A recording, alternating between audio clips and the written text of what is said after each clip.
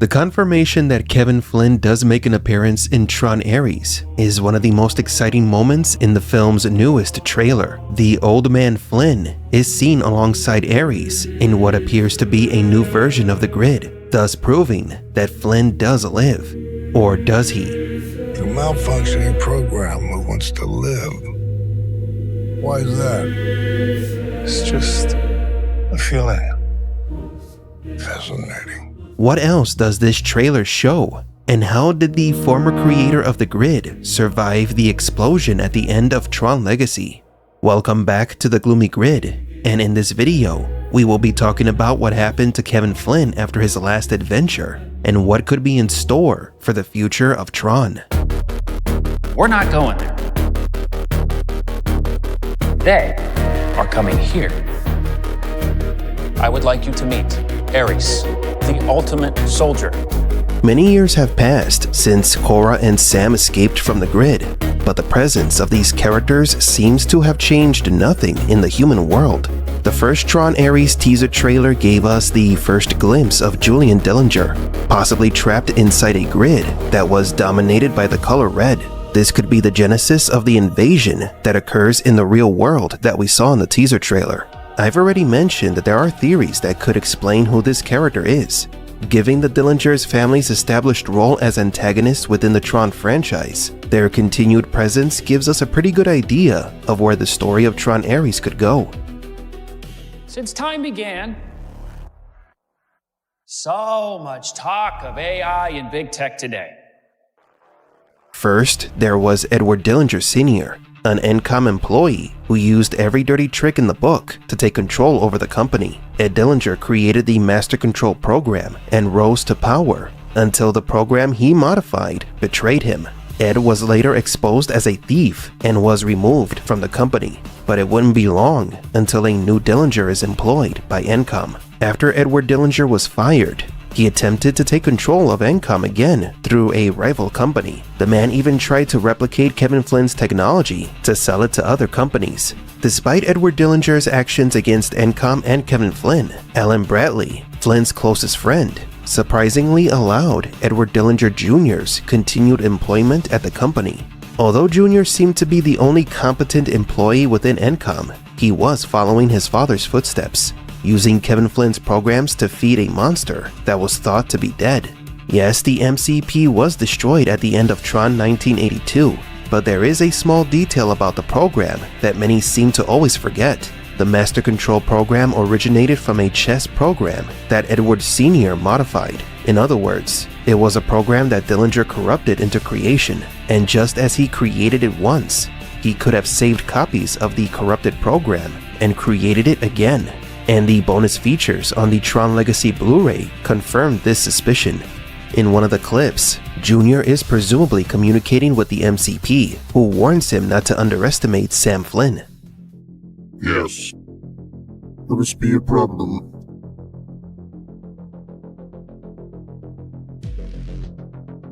You may not be his father, but he's still a Flynn. Don't underestimate him.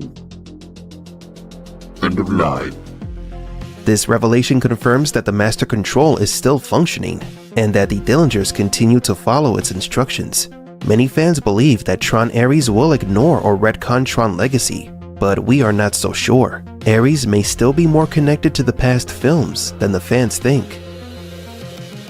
Number 4. Was Sam betrayed by Tron's creator? After Alan Bradley, creator of the Tron program, took control of Encom to protect Sam's interests, while in power, Alan began secretly leaking company information and was also funding online groups to spread a single idea: Flynn lives. We passionately believe that Kevin Flynn, visionary, digital pioneer, a man ahead of his time, is alive. After too many years of silence, our organization found the funding to extend a tradition that began soon after Flynn's arcade closed in 1990. That man, he is a programmer. And we worship him.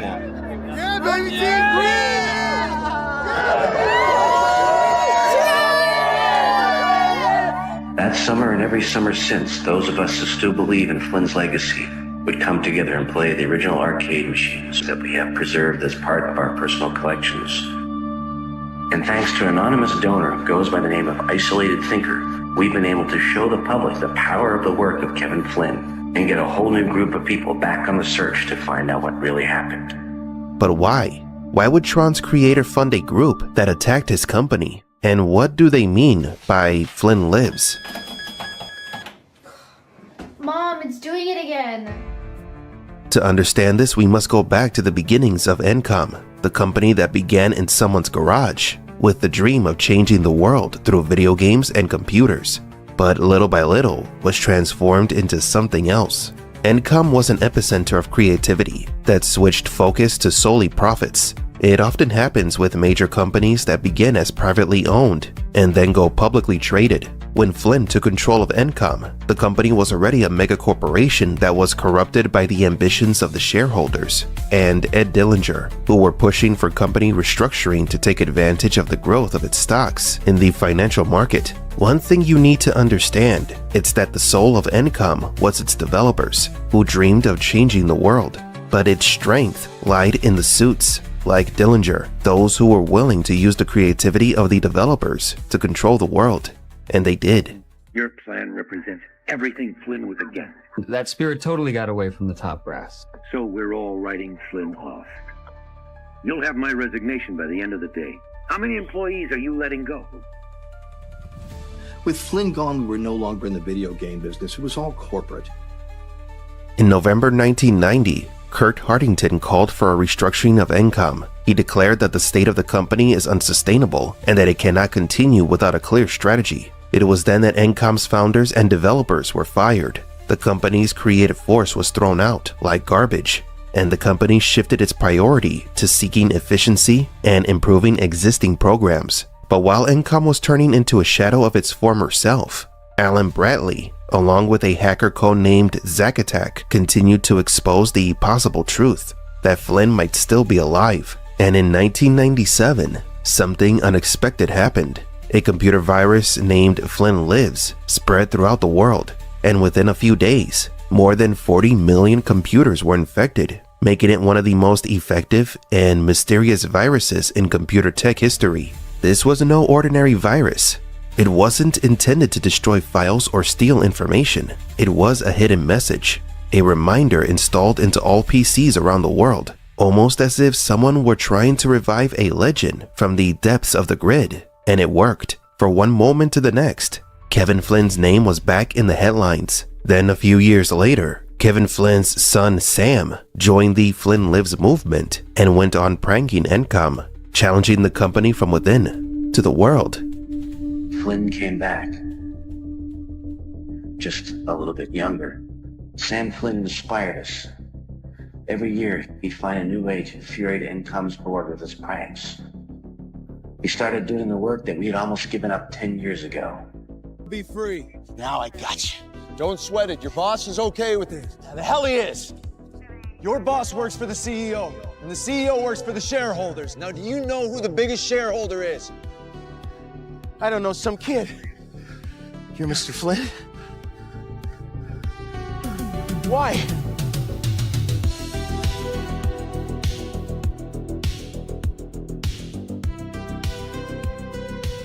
Encom was a greedy mega corporation that didn't work for the best interest of its users. The company did not respect or value its customers. Encom had completely strayed away from its soul, and it needed to be stopped before it was too late. When people were yelling on the streets that Flynn lives, they weren't referring to the man who vanished inside the grid. They were referring to his ideals of growth, freedom, and creativity that Encom and the Master Control program considered blasphemous. And when Sam joined the group, the short film mentions that Kevin Flynn returned, but as a young man. This explains the soul of the short film. Flynn was no longer a person. He was a way of thinking, an idea of resistance against a company that wanted to control the world using other people's labor. Every time someone said or wrote Flynn lives, they didn't mean it literally. They meant that the idea of creativity and freedom above greed was still alive amidst this technological ambition.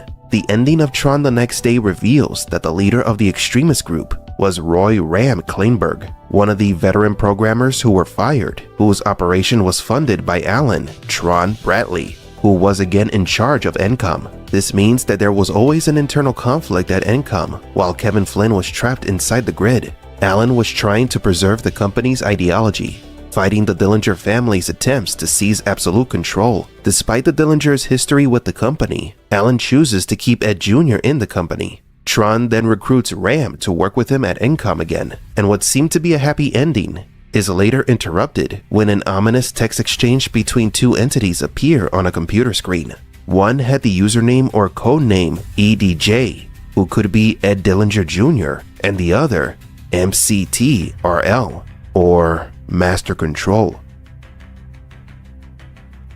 You may not be his father, but he's still a Flynn. Don't underestimate him. End of line. And the Dillinger kid. Yeah, well, Junior earned his place. He stays. What about you? Here we begin to question Alan's odd decision to keep Ed Jr. employed. Why did the creator of Tron speak positively about the son of the creator of the Master Control program? Could it be that just as Tron became Rinsler, Alan's destiny is also to turn evil? Remember that Tron's defined characteristic is that he fights for the users.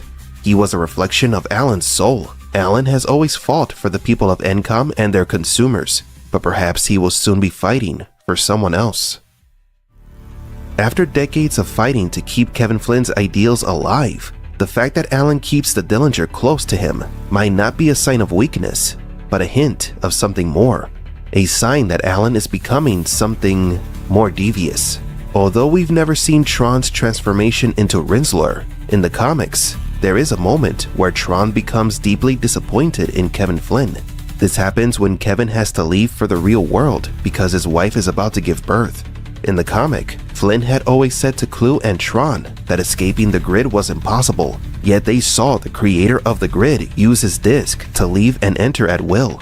What's interesting about this comic is that when Flynn leaves for the real world, CLU isn't curious, but rather disappointed, and tells Tron that Flynn lied to them. Tron's fall to the orange side could have been due to a philosophical shift rather than corruption. Perhaps CLU gradually convinced Tron that his friend and creator was lying to them, corrupting the guardian of the grid and turning him into a tool of destruction. If the program is a reflection of the user, then Alan, like Tron, is prone to corruption, not because he desires power, but because he believes the future of the world depends on his decisions. And in the same way that CLU corrupted Tron, Ed Dillinger Jr. may have begun to sow doubt in Alan, turning him from a protector of the users at Encom into an asset for the Dillingers. And just as Tron fought for CLU, Alan may be working for the Dillingers now. But what could have caused this?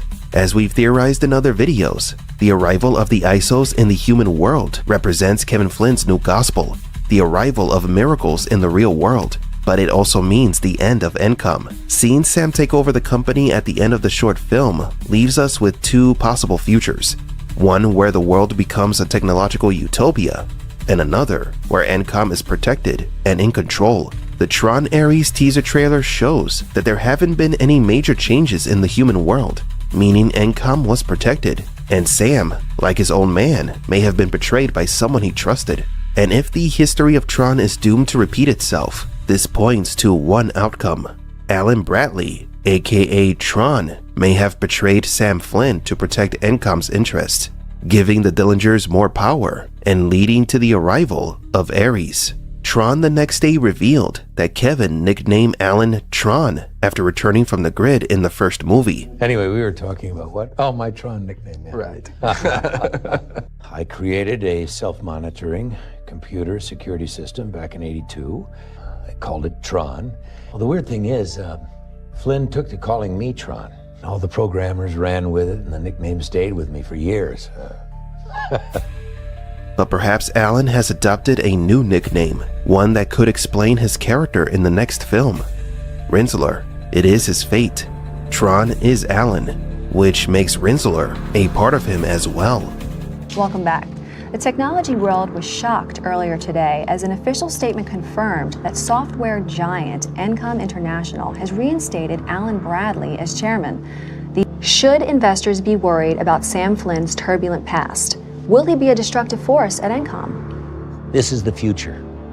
And the shareholders who come along for the ride are going to be very happy with where we're taking Encom next. Thank you, Mr. Bradley. Number 3.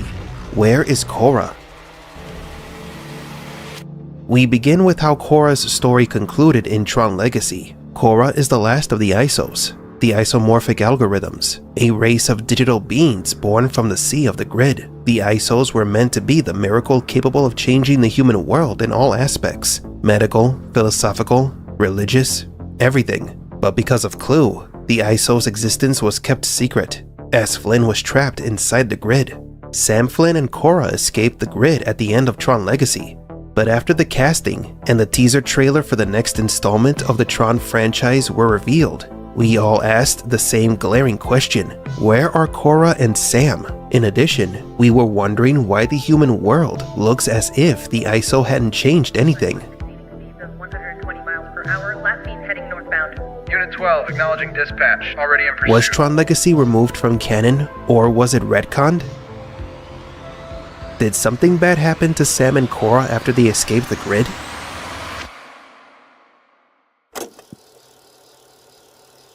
To try to understand what might have happened to them, we must return to the Flynn's role in the story. Kevin Flynn was one of the heroes of the story, who entered into a new world and helped Tron, another hero in the story, to stop a major threat.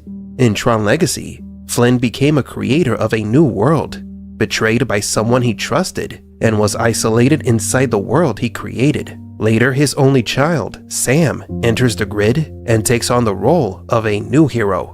If history is doomed to repeat itself, then Sam's story could have followed in his father's footsteps. After Sam returned to the real world, someone he trusted might have betrayed him.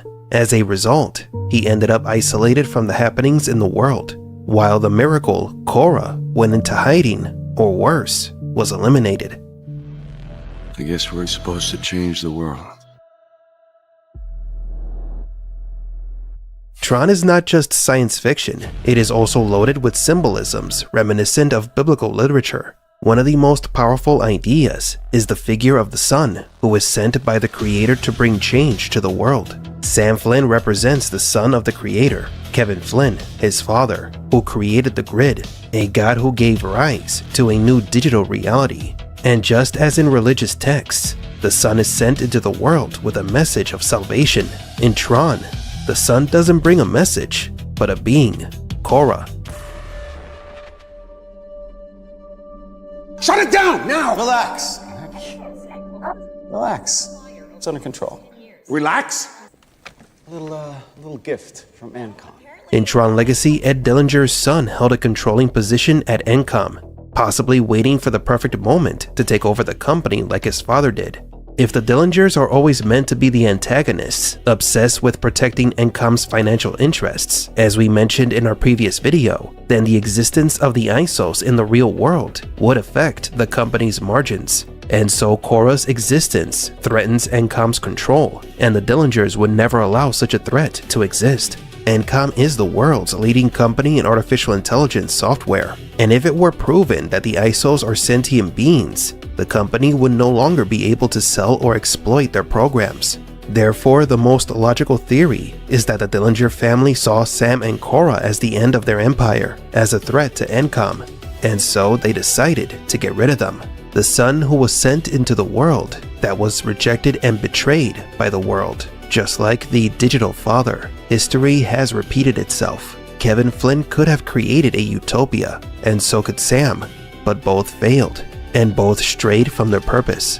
That's why in the Tron Ares teaser trailer, we don't see any noticeable change. Everything looks the same. The ISO has changed nothing. It is a world without Sam, without Quorra, a world where the Dillingers continue to have control.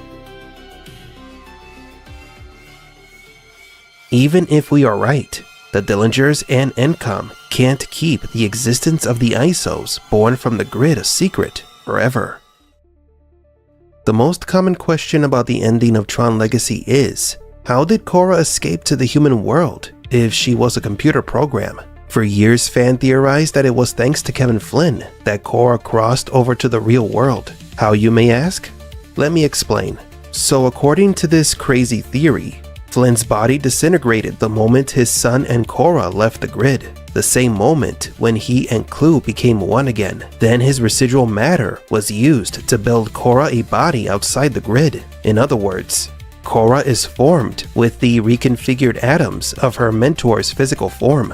That would make her a kind of divine reincarnation, the spiritual daughter of the grid, born from a miracle incarnated with the body of the digital father. Quite poetic, don't you think? Almost divine. Nevertheless, this theory has now been dismissed since the first trailer for TRON ARES dropped. The appearance of a recognizer, the gigantic ship with 2 legs in the real world, suggests that all programs, even vehicles, can invade the real world, something that Kevin Flynn wanted to avoid. The claim that only ISOs can cross into the real world was never proven. So if the son of the digital father, Sam, was rejected and isolated, and if the living digital miracle, Quorra, was silenced or eliminated, then the world may be condemned to shadow. Humanity may have to face a new sun, created not from light, but from darkness. A new program designed not to illuminate, but to destroy, and its name is Ares. Ares is invading the real world. Armed with his triangular disc and a fragmented identity, he wears the color red, that of fury, violence, absolute control. Ares is not a miracle. He's a calamity created by a Dillinger offspring, the antithesis of Kevin Flynn. Kevin Flynn was the digital god or father, and the Dillingers are, well, the devil. And Ares is the digital antichrist, a corrupted version of the savior who comes to the human world to destroy it. I play Ares, who is master control of the Dillinger security grid. The ISOs were spontaneous life born from the pursuit of perfection.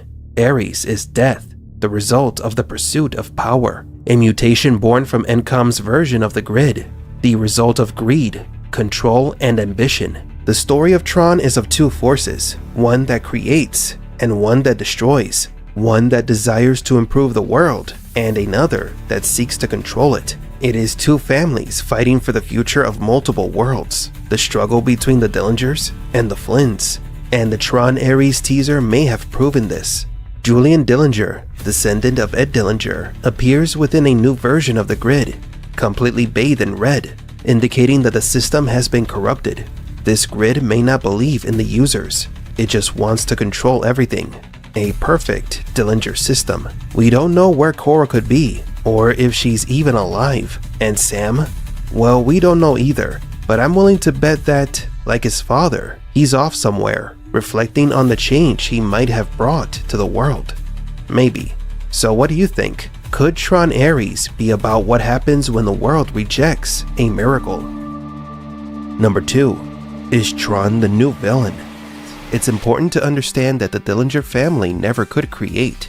They steal and modify what already exists. Edward Dillinger was one of the best programmers at Encom, yet he was never able to create an original idea. All of his work was modifications.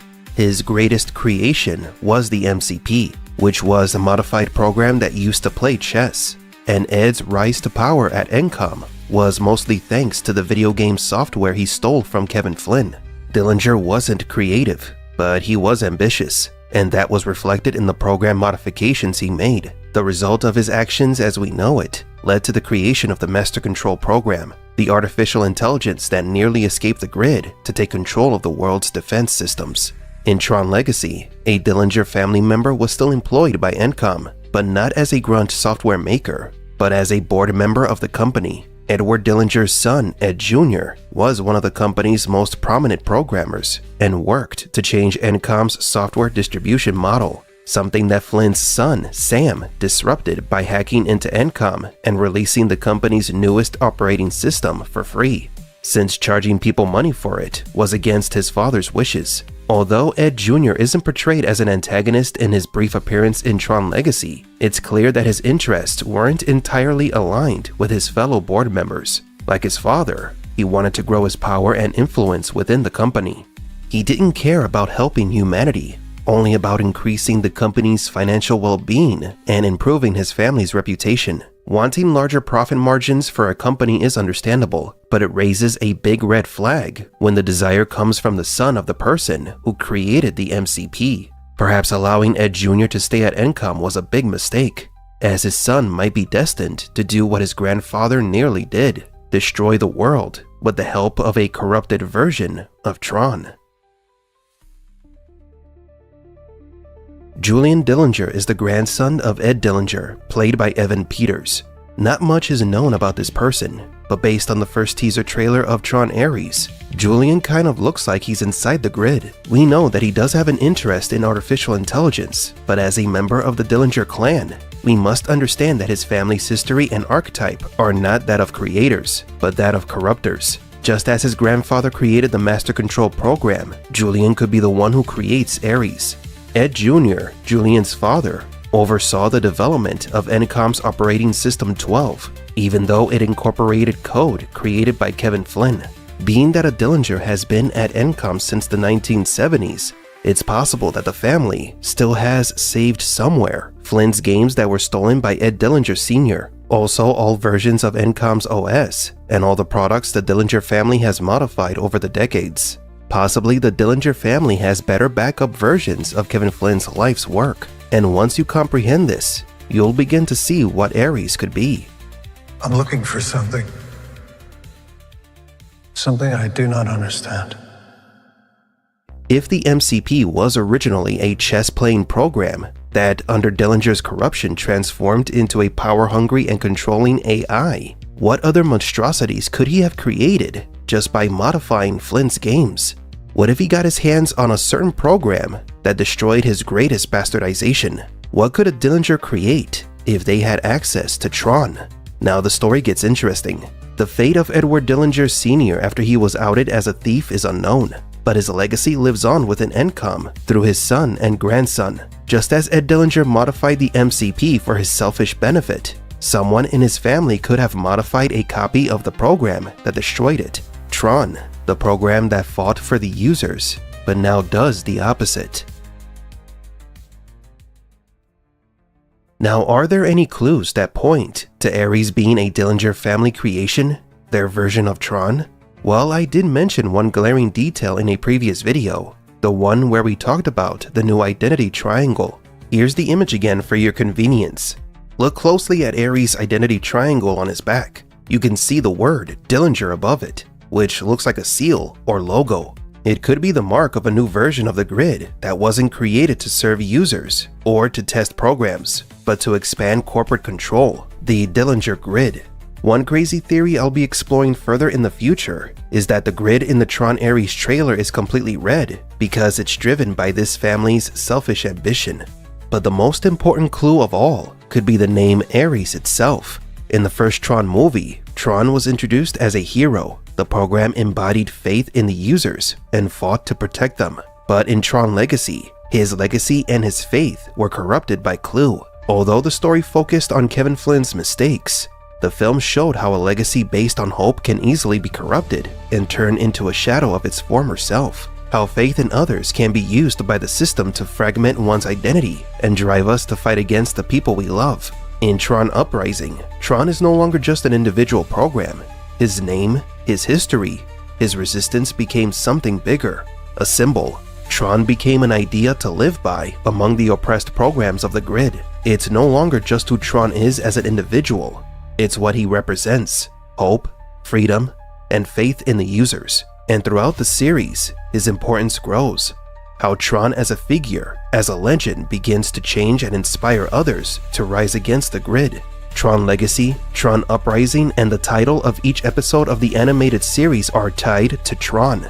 Now, analyzing the title of the new film, and Ares being the god of war and destruction, could mean that the next movie will show us a side of TRON that we haven't seen yet. His destructive side, a harbinger of war and chaos. He is no longer a guardian, he is now the opposite.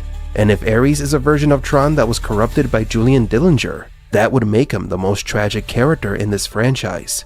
TRON was created to protect the grid and the users. His ultimate fate now appears to be of the one that brings about the end of the world. The biggest clue was always right in front of us. The reason the new movie is titled TRON Ares is simple.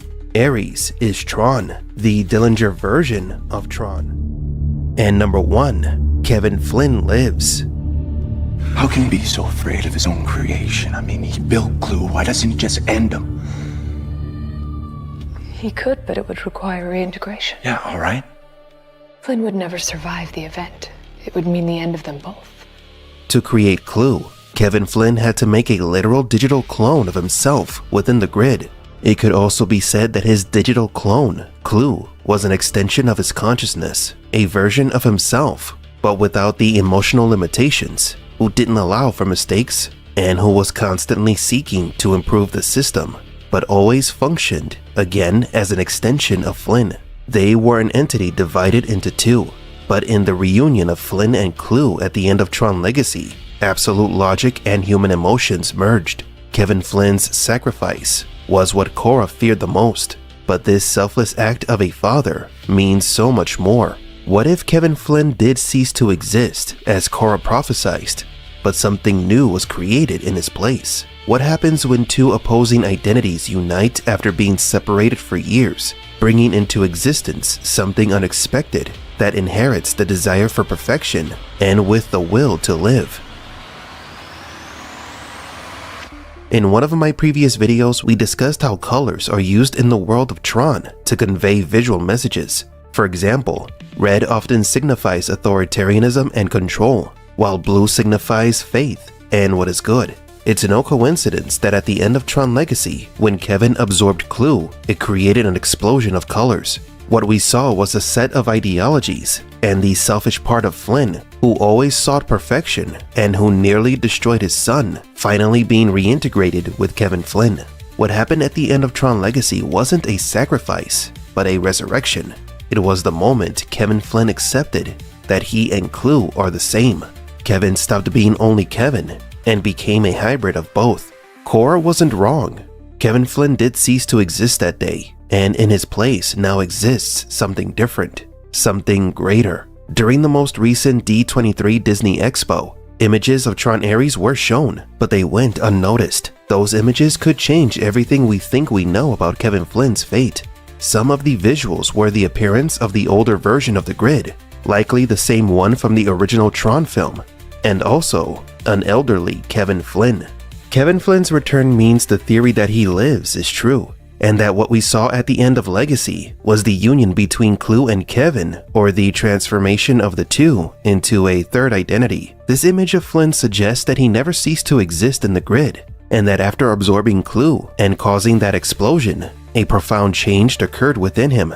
Perhaps it was at that moment that Flynn embraced the part of himself that he had so avoided, his obsession with perfection, his need to fix everything, and his fear of making mistakes. He stopped being a creator or a father seeking redemption. He became someone who is completed, capable of accepting his mistakes and his dark side. But he also acquired all of CLU's knowledge, making him far more human. He has become the archetype of the imperfect God who has finally found peace. This doesn't mean that he isn't needed. If there is one constant in the Tron franchise, is that the world needs Kevin Flynn. And if Ares is the one who will continue the Dillingers' aspiration for control, perhaps the imperfect God will have to return one last time. Could Tron Ares be about the second coming of Kevin Flynn? Join visionary Kevin Flynn, author of Structure and Dynamics in Advanced Computer Programming, as he takes us even deeper into the digital frontier. Evolution is the greatest force in the material world. It has the potential to cause the greatest paradigm shift in the history of mankind. This will unleash the power of human intelligence.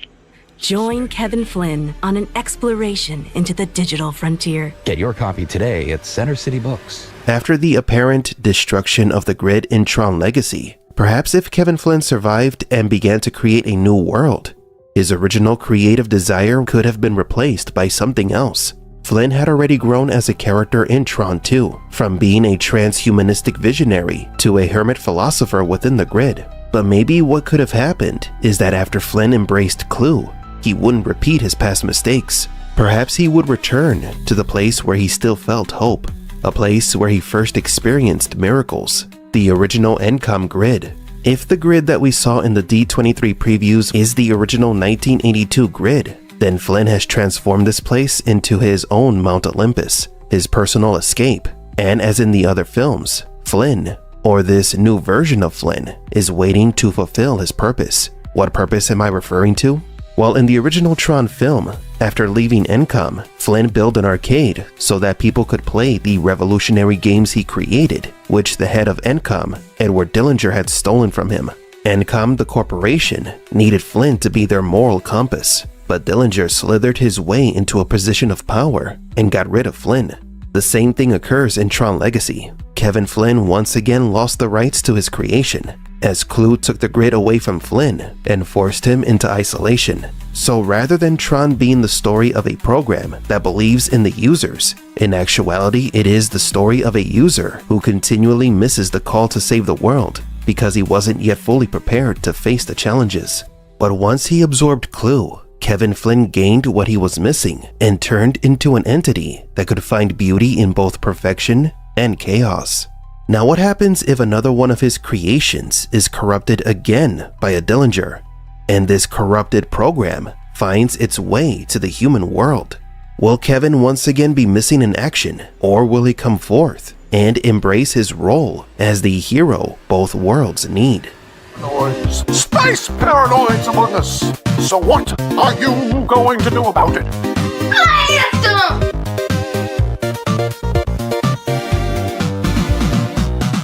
Space and follow. Sneak attack and an evil plan. Now we fight to defend our land. We go with the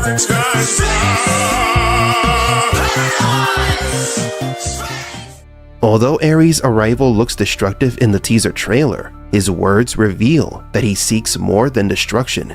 He wants to find purpose. I believe that's where his story intersects with Kevin Flynn's.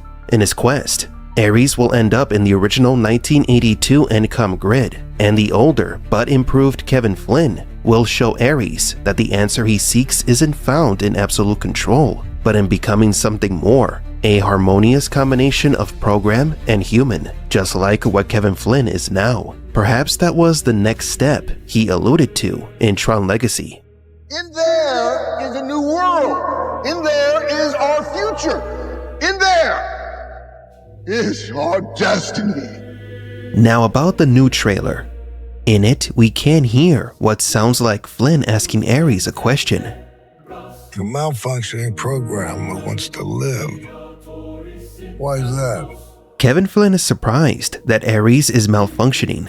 Ares' malfunction is that he doesn't want to keep dying and reviving. It's mentioned at the beginning of the trailer that Ares is constantly being regenerated, so the program is tired of dying and just wants to live. And that leads him to Kevin Flynn. But is this Flynn or a new version of CLU?